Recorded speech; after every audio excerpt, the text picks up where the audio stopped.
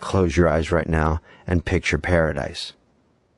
I'm willing to bet that for the vast majority of you, the image that flashed in your mind wasn't a bustling city, a deep dark forest, or a snow-capped mountain peak. It was a beach, a specific, stunning, almost impossibly perfect beach with powder-soft white sand, water so clear and turquoise it looks like a Photoshop fantasy, and a sky dotted with those iconic, fluffy white clouds. But here's the shocking truth that no travel influencer will ever tell you. That relentless craving, that daydream you have during a boring meeting or a stressful day, isn't just a simple desire for a vacation. It's not a frivolous whim. It is in fact a deep, hardwired biological and psychological imperative, a survival signal from the very core of your being that you have been misinterpreting your entire life. We're not just drawn to these places, we are, in a very real sense, programmed by millions of years of evolution to seek them out. And this programming is so powerful that the mere sight of such an image can lower your blood pressure, slow your heart rate, and alter your brain chemistry within seconds. Think about that for a moment. An image on a screen, a mere representation of light and color, can trigger a physiological cascade in your body that medications strive to achieve. This is the beginning of understanding the beach code, the hidden language written in the contrast of white sand against blue water. A language your DNA is fluent in. Today, we are going on a journey far deeper than any snorkeling trip. We are going to decode why this specific scene, the tropical beach, with crystal clear water and white clouds, holds such unparalleled power over the human psyche. And in doing so, we might just unlock the secret to not just a better vacation, but a calmer, healthier, and more creatively fertile life. We'll explore the neuroscience of blue spaces, the anthropology of the coastline as the cradle of humanity, the complex physics of light and sound that create that feeling of serenity, and the environmental whispers that this perfect paradise is sending us, whispers we desperately need to listen to. So, settle in. This is not just a travel video. This is an exploration of a home you've never lived in but have always remembered, a tutorial for your nervous system, and a revelation that the peace you've been seeking externally has always been a map pointing back to your own optimal internal state. But before we dive into the science of the sand, let's rewind time way, way back to the very shores where the story of us began. Because to understand the pull, we must first meet our ancient ancestors, not as cave dwellers as often depicted, but as beachcombers, explorers of the intertidal zone, whose survival and ultimate ascent were inextricably linked to the very environment you now dream of visiting for fun and relaxation. The classic cartoon image of early humans is set in a rocky cave, a smoky fire, and a backdrop of dense, intimidating forest. Modern anthropology and archaeology, however, are painting a radically different and far more compelling picture. The aquatic ape hypothesis, while controversial in its entirety, touches on a solid core of evidence, suggesting that the coastal margin was our true evolutionary kindergarten. Imagine a world tens of thousands of years ago where inland regions were dominated by predators, scarce resources, and brutal competition. Now, shift your gaze to the coastline here. The rhythm was set not by the fear of ambush, but by the reliable pulse of the tides. This zone offered a predictable, abundant, and nutritionally dense buffet: shellfish, crustaceans, and shallow water fish rich in omega-3 fatty acids, which are critically essential for the development of the large, complex human brain. The very fats that built our capacity for language, art, and this very conversation were harvested from those crystal clear waters. The white sand, that was our safe haven, composed primarily of quartz, or calcium carbonate from corals and shells.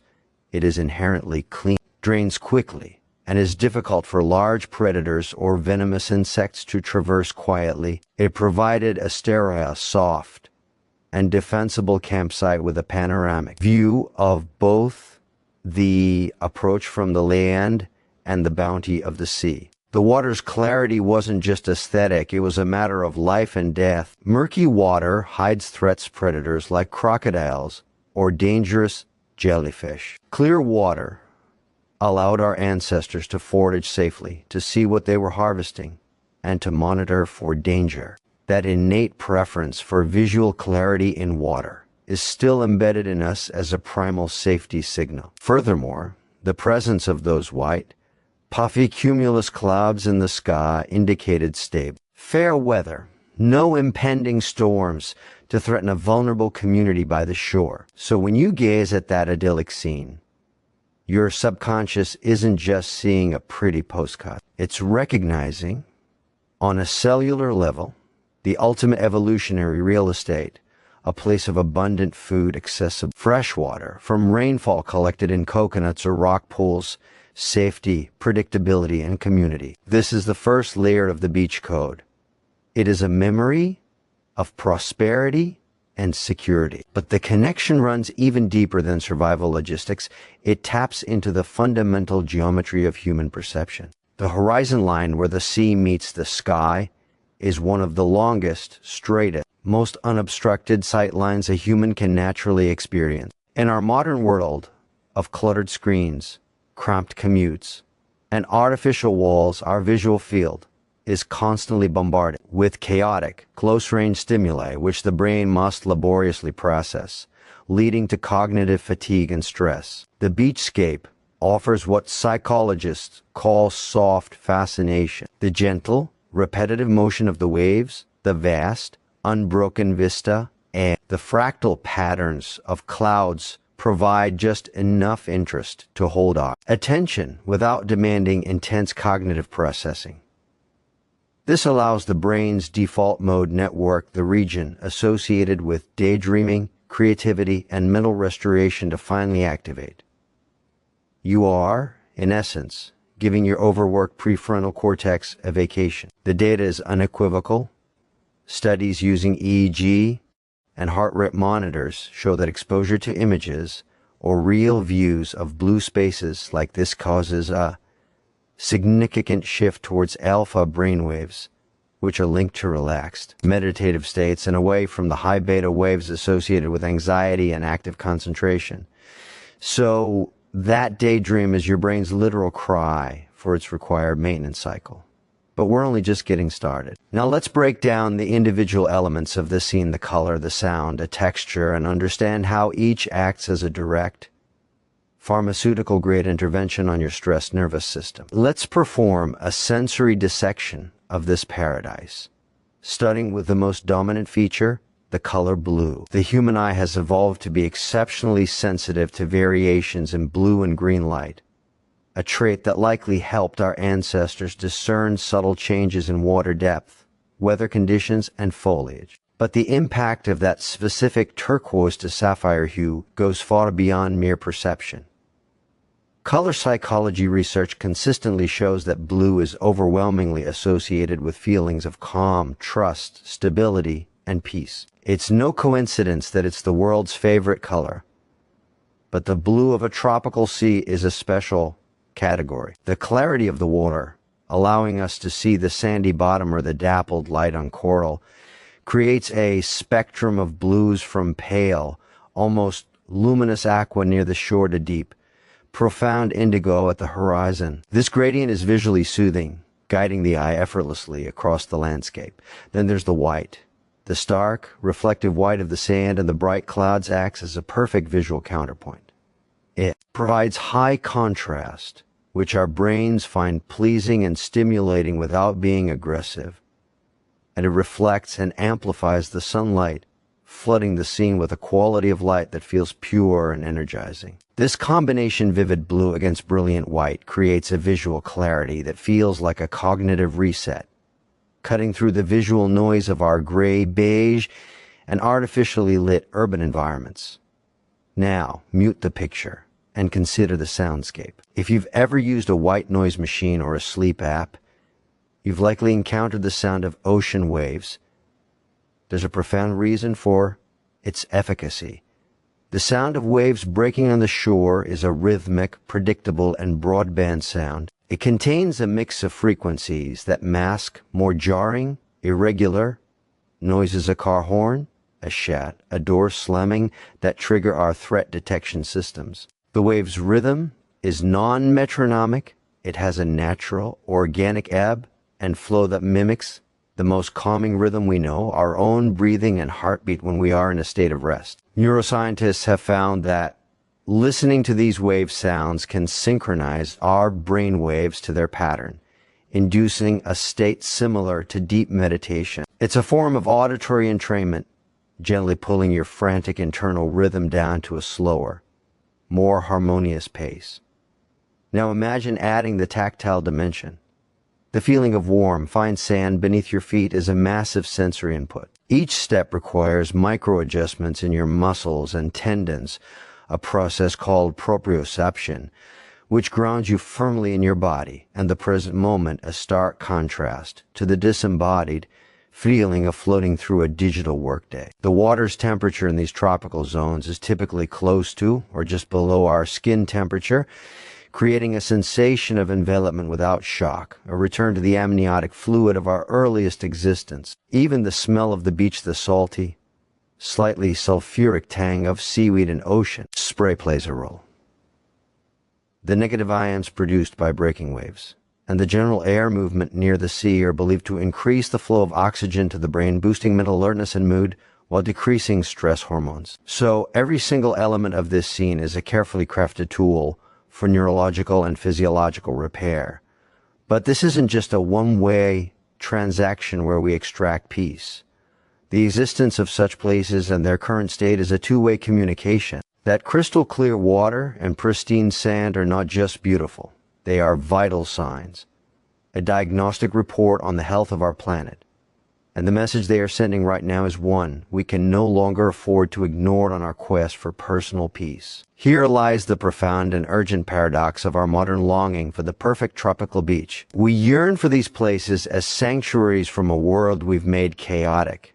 Yet the very clarity and purity we seek are becoming the global canaries in the coal mine, signaling ecological distress. That mesmerizing clarity of the water is a function of incredibly low levels of suspended particles and pollutants in a balanced, healthy ecosystem. The white sand is often composed of the remains of coral shells and marine organisms, a testament to the vibrant life just below the surface. However, data from organizations like the Ocean Conservancy and the UN Environment Program reveals the alarming trend. Coral bleaching events, driven by rising sea temperatures from climate change, are turning thriving rainbow-colored reefs into ghostly white skeletons, destroying the marine life that creates both the sand and the water's filtration system. Runoff from inland development, plastic pollution, and irresponsible tourism are clouding those crystal waters and eroding those pristine shores. So when we dream of that untouched paradise, we are perhaps unknowingly dreaming of a planet in balance. Our psychological need is pointing us toward an environmental imperative. This connection is not poetic coincidence. It is a fundamental linkage. The degradation of these coastal ecosystems doesn't just spoil a postcard, it actively undermines the very source of our mental restoration. Research is now emerging in the field of eco-psychology, showing that the restorative benefits of nature are significantly diminished when the natural environment is perceived as damaged or under threat. The anxiety of seeing plastic on the sand or hearing about dying reefs can cancel out the stress-reducing effects of the view. This means our personal well-being is now inextricably tied to the well-being of these places. The Beach Code, therefore, contains a crucial, modern commandment: stewardship. To preserve the sanctuary, we must become its guardians. This translates into conscious choices, supporting sustainable tourism operators who prioritize reef-safe practices, reducing our single-use plastic consumption dramatically, choosing sunscreens with mineral-based, non-nano zinc oxide or titanium dioxide that won't poison the coral, and even advocating for policies that protect marine protected areas. The dream of the beach must evolve from a fantasy of passive consumption to a vision of active partnership. Imagine the deeper, more profound restoration possible from visiting a beach knowing you are part of the solution, that your presence is not an extraction but a contribution. This shift in mindset transforms the vacation from an escape from the world to a re-engagement with it on healthier, more respectful terms. Furthermore, understanding the science behind the beach's appeal allows us to microdose its benefits in our daily lives, even when we're thousands of miles away. This isn't about replacing the real experience, but about building resilience until we can return as more responsible visitors. So how do we hack our environment to trigger these calming, beach-like states in the concrete jungle? The answers are simpler and more accessible than you might think, and they revolve around cleverly manipulating your immediate sensory inputs to trick your ancient brain into feeling just a little bit of that coastal calm. You don't need a plane ticket to start speaking the language of the beach code. You can begin integrating its syntax into your daily life right now, creating a personal oasis that leverages the same neurological principles. Start with your visual field. Change your computer and phone wallpapers to high-resolution images or live videos of tropical beaches with that classic white sand and clear water. Use these images, strategically set one to appear during your afternoon slump. The brief, few-second glance can serve as a visual reset. Incorporate the color palette into your personal space. Accents of turquoise, aqua, and sapphire blue paired with clean whites and light sandy beiges in a room can subconsciously evoke the same feeling. Consider a salt lamp. Its soft, warm glow mimics the sun's warmth, and its mineral composition subtly echoes the seaside. Next, master your soundscape. During work requiring concentration or during periods of anxiety, use noise-canceling headphones to play long, high-fidelity recordings of ocean waves. The key is to find recordings with the full, rich spectrum of sounds: the distant crash, the gentle hiss of receding water over sand, the occasional seagull call. This creates an auditory bubble that masks stress-inducing noise pollution. For tactile grounding, keep a small dish of fine, clean sand or smooth pebbles on your desk. Running your fingers through it during a stressful phone call, or while thinking, can provide that proprioceptive anchor, pulling you into the present moment. The sense of smell is a powerful memory trigger.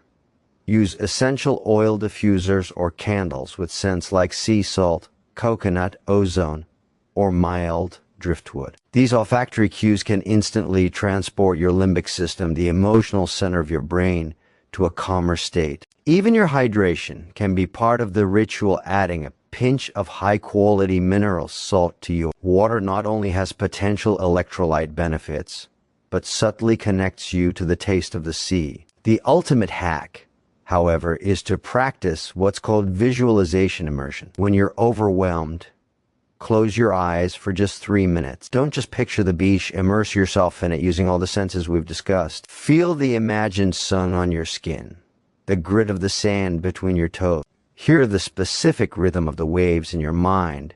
Smell the salt air. Neuroscience shows that the brain often doesn't distinguish in great detail between a vividly imagined experience and a real one. You can trigger a similar, if milder, cascade of calming neurochemicals. This practice is a portable sanctuary.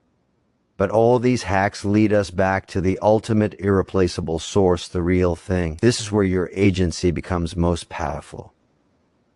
When you do plan that trip, use your newfound understanding as a filter. Seek out destinations and accommodations certified for sustainability. Pack reef-safe sunscreen and a reusable water bottle. Participate in a beach cleanup for even just 1 hour of your vacation. It will forge a deeper connection than any souvenir. Choose to learn about the local marine ecosystem from a conservation-focused guide. You will leave not just with a tan, but with a sense of purpose and contribution. The dream of that perfect beach is a shared human inheritance, a memory of our origins and a map to our psychological well-being. But it is now also responsibility. It is a call to protect the very thing that protects our minds. That image of crystal clear water and white clouds is more than a destination. It is a mirror, reflecting both our deepest need for peace and our highest calling to be stewards. So the next time you find yourself daydreaming of that shore, recognize it for what it truly is. Your biology's cry for healing, your psychology's blueprint for calm, and your planet's silent plea for respect. It is a code worth cracking, a paradise worth visiting, and a home worth protecting.